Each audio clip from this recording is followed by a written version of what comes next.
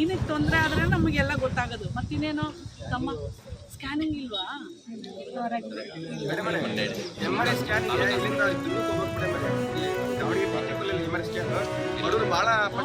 CT scan ಇದೆ madam, MRI ಇಲ್ಲ madam, ಹೊರಗಡೆ ಸಿಟಿ ಸ್ಕ್ಯಾನ್ ಅಂತ ಇರೋದು. MRI ಸ್ಯಾಂಕ್ಷನ್ ಆಗಿಲ್ಲ ಮೇಡಮ್, ಈಗ ಟೆಂಡರ್ ಆಗ್ತಾ ಇದೆ ಸ್ಟೇಟಲ್ಲಿ. ಈಗ ಸ್ಯಾಂಕ್ಷನ್ ಆಗಿದೆ, ಟೆಂಡರ್ ಆಗಿದೆ.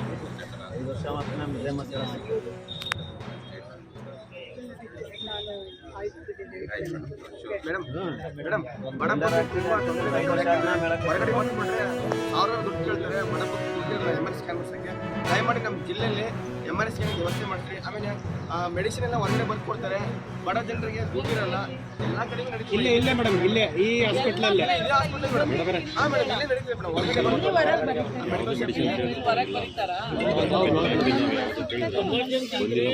ಸರ್ಕಾರಿ ಆಸ್ಪತ್ರೆ ನಿಮ್ಗೆ DC ಆಫೀಸ್ನಲ್ಲಿ ಒಂದು ಇದು ಕೊಟ್ಟಿದ್ದೆ, ಮನವಿ ಕೊಟ್ಟಿದ್ದೆ. ಯಾವುದಂದ್ರೆ ಇಲ್ಲಿ ಹಾಸ್ಪಿಟ್ಲ್, ಇದನ್ನ ಹೆರಿಗೆ ಹಾಸ್ಪಿಟ್ಲ್ ಇದರಲ್ಲಿ ರೂಮಲ್ಲಿ ನಾಯಿಗಳು ಹೋಗ್ತವೆ ಅಂತ. ಅದು ಹೌದು ಹೌದು, ನಿಮ್ಮ ಫೋಟೋ ಸಮೇತ ಐತೆ, ತೋರಿಸಿದ್ದೆ ನಿಮಗೆ, ಅದನ್ನ ಕಾಪಿನೂ ಕೊಟ್ಟಿದ್ದೀನಿ. ಬ್ಯಾಕ್ ಪೇನ್ ಮುಲ್ಲಫ್ ಕೇಳಿದ್ರೆ ಮೇಡಮ್, ನೀವು 3 ತಿಂಗಳಾಯ್ತು ಕೇಳ್ತಾ ಇದ್ರೆ ಇಲ್ಲಿ ಬರ್ತಾನೆ ಇಲ್ಲ. ಸ್ಟಾಕ್ ಇಲ್ಲ. ಬ್ಯಾಕ್ ಪೇನ್ ಕಾಲು ನೋವು, ಮುಲಾಮ್ಗಳು, ಬ್ಯಾಕ್ ಪೇನ್ ಆ ಥರ ಕೇಳಿದರೆ 3-4 ತಿಂಗಳಾಯ್ತು, ಇನ್ನೂ ಬಂದಿಲ್ಲ ಅದೇ ಹೊರಗಡೆ ಬರಕ್ಕೆ ಕೊಡ್ತಾರೆ ಹೊರತು ಇದು ಕೊಡ್ತಾ ಇಲ್ಲ. ಯಾವಾಗ ಕೇಳಿದ್ರೆ ಇಲ್ಲ ಅಂತ. ಈ ವಯಸ್ಸಲ್ಲಿ ಕಾಲು ನೋವು ಬೇಕಂತ ಅವಾಗ ತರಕ್ಕೆ ಹೋದ್ರೆ ಯಾವಾಗಲೂ ಇಲ್ಲ. ಮೆಡಿಸಿನ್ ಖಾಲಿ ಆದರೆ ಪ್ರಿಯಾರಿಟಿ ಮೇಲೆ ನಿಮ್ಗೆ ತಗೊಳಕ್ಕೆ ಸರ್ಕಾರ ಎಲ್ಲ ಆದ್ಯತೆ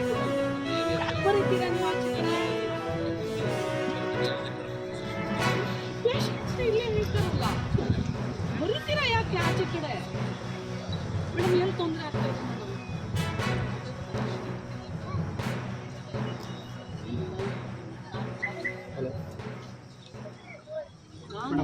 ನಾನು ನೀವು ಒಂದು ನಿಮಿಷ ಇರೋ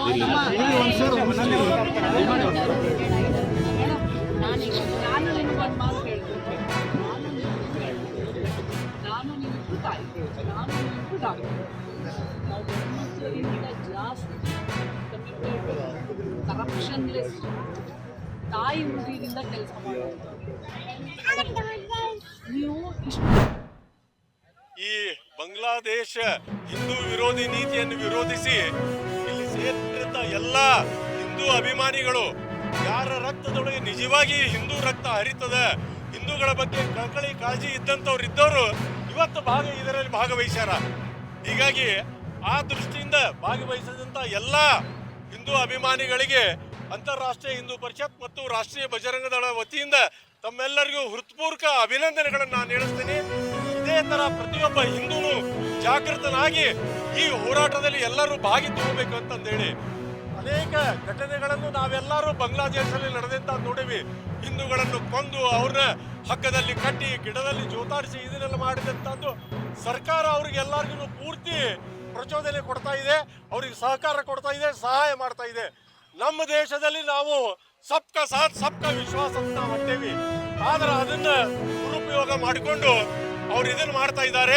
ದಯವಿಟ್ಟು ನಮ್ಮ ಸರ್ಕಾರ ಕೂಡ ಇದರ ಬಗ್ಗೆ ಕೂಡಲೇ ಯಾವುದೇ ಕರುಣೆ, ಅವ್ರ ಬಗ್ಗೆ ಗೌರವ ಅಭಿಮಾನ ತೋರಿಸ್ತೇನೆ ಆ ದೇಶದ ವಿರುದ್ಧ ಹಿಂದೂಗಳನ್ನು ಬಚಾವ್ ಮಾಡಲಿಕ್ಕೆ ಏನೇನು ಸಾಧ್ಯದ ಅದನ್ನೆಲ್ಲವನ್ನು ಮಾಡಬೇಕು ಅಂತ ನಮ್ಮ ಸರ್ಕಾರಕ್ಕೆ ನಾನು ಗಟ್ಟಿಯಾಗಿ ಒತ್ತಡ ಹಾಕಿ ಹೇಳ್ತೀನಿ. ಮತ್ತು ಅದರ ಜೊತೆಗೆ ಹಿಂದೂಗಳ ಪರವಾಗಿಯೂ ನಾನು ಕೇಂದ್ರ ಸರ್ಕಾರಕ್ಕೆ ನಾನು ಹೇಳ್ತೀನಿ, ಬಾಂಗ್ಲಾದೇಶವನ್ನು ಬಿಡುಗಡೆ ಮಾಡಿದಂತಹ ದೇಶ ನಮ್ಮದು. ಅವ್ರಿಗೆ ಸ್ವಾತಂತ್ರ್ಯ ಕೊಡಿಸಿದವ್ರು ನಾವು. ಇವತ್ತು ಅವ್ರು ನಮ್ಮ ಮೇಲೆಲ್ಲ ಆಘಾತ ಮಾಡ್ತಾ ಇದ್ದಾರಂದ್ರೆ ಸುಮ್ಮನೆ ಕೊಡೋದು ನಮ್ದು ದೊಡ್ಡ ತಪ್ಪಾಗ್ತದೆ. ಹಿಂಗಾಗಿ ಸರ್ಕಾರ ಎಚ್ಚೆತ್ತು ಅವ್ರ ವಿರುದ್ಧ ಕಠಿಣ, ಸಾಧ್ಯ ಆತಂದ್ರೆ ಯುದ್ಧನ ಡಿಕ್ಲೇರ್ ಮಾಡ್ರಿ. ನಾವೆಲ್ಲ ಈ ದೇಶ ಭಕ್ತರು, ಈ ದೇಶ, ಈ ನಾಡಿನ ಎಲ್ಲ ಜನರು ಅದರೊಳಗೆ ಸಹಾಯ ಸಹಕಾರ ನಾವು ಕೊಡ್ಲಿಕ್ಕೆ ತಯಾರಿದ್ದೀವಿ. ಅದು ಆಗಲೇಬೇಕು. ಒಬ್ಬ ಹಿಂದೂ ಇನ್ನು ಮುಂದೆ ಬಾಂಗ್ಲಾದೇಶದಲ್ಲಿ ಸುಟ್ಟ ಅಂತಂದ್ರೆ ಹಿಂದೂಗಳದ್ದು ತಾಳ್ಮೆ ಮುಗಿದದೆ. ಇನ್ನು ಹಿಂದೂಗಳ ಬಾಂಗ್ಲಾದೇಶಕ್ಕೆ ಹೋಗುವಂಥ ಸ್ಥಿತಿ ಬರ್ತದೆ. ಹೀಗಾಗಿ ಸರ್ಕಾರ ಕಾಳಜಿ ತಗೊಂಡು ಇದು ಕೆಲಸ ಮಾಡಬೇಕು ಅಂತಂದೇಳಿ ಸರ್ಕಾರಕ್ಕೆ ನಾನು ಒತ್ತಡ ಮಾಡ್ತಾ ಇದ್ದೀನಿ. ನಾನು ರಮೇಶ್ ಕುಲಕರ್ಣಿ ಅಂತ ಅಂತಾರಾಷ್ಟ್ರೀಯ ಹಿಂದೂ ಪರಿಷತ್ತಿನ ರಾಜ್ಯ ಅಧ್ಯಕ್ಷ ಇದ್ದೀನಿ. ಅಂತಾರಾಷ್ಟ್ರೀಯ ಹಿಂದೂ ಪರಿಷತ್ ಬಜರಂಗ ದಳ ಬಾಂಗ್ಲಾದೇಶವನ್ನು ಖಂಡನೆ ಮಾಡ್ತೀವಿ ನಾವು.